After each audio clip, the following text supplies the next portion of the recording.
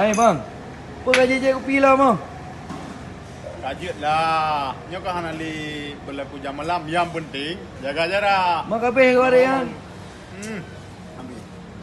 Upi apa tu? Sangar. Eji hana buku. Mak tak ajar kan JB kau. Balas dendam. Oh. Kapa dulu 5 orang. 5 orang je. Bere. Balas dendam. Jadi Eji kajet je kopi. Kajet je kopi long ni biasa.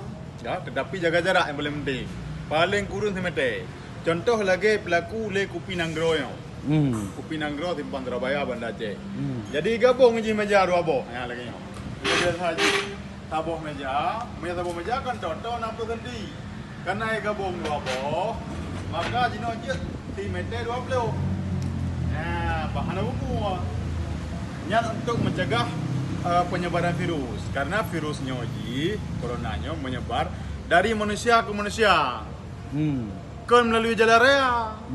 Lagi ya tu lorong nak nyokot walaupun untuk antisipasi orang masuk. Ya. Hana payah tu lorong. Ya. Nah, karena antisipasi orang masuk kan bisa diorganisir oleh kepala lorong. Betul. Hajino datuk lorong dah pasang portal.